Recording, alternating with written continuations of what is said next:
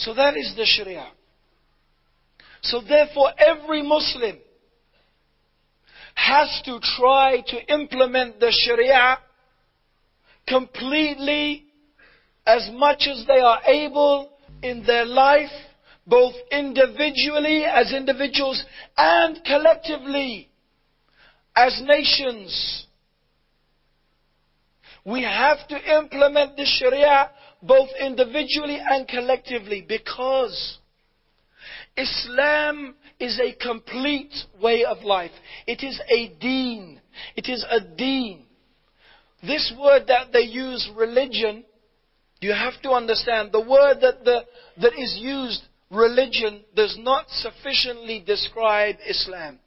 Because when the people in the West, which you have to remember is a secular society, they talk about religion, they have something already programmed in their mind. To them, religion is something that is your own personal affair.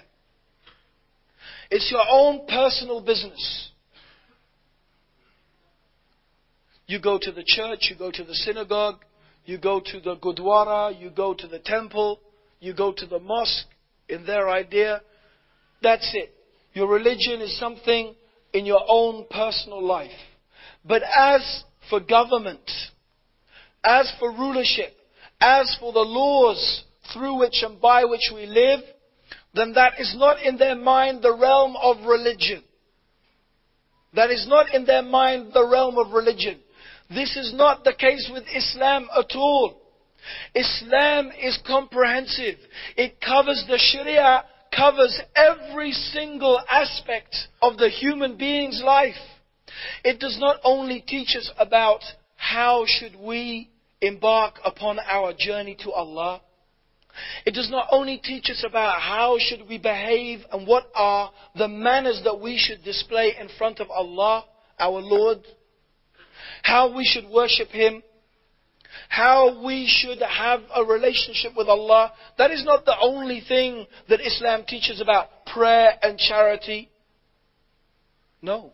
We say to ourselves, or we should say to ourselves, look, when we followed our religion, when we implemented the Sharia, when we implemented Islam, and it was the same Sharia then, they say, oh, the Taliban, oh, the such and such, they're implementing the Sharia.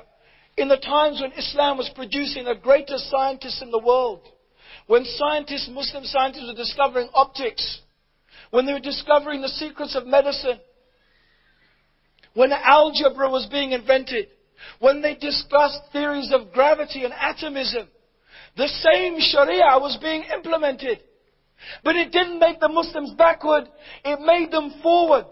It didn't make them go backwards, it made them advanced. When we practiced our religion, we were strong.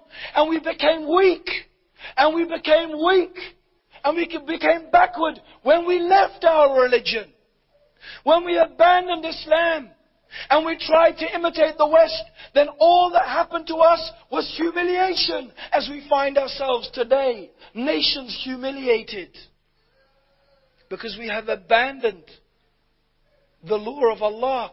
The deen of Allah, the religion of Allah, both privately and collectively. They want us to change our religion. They've made it clear. They now want us to so-called liberate our women, as they call it. They want us to adopt democracy, and I talked about democracy the other night, which is kufr, making man the ruler and not Allah.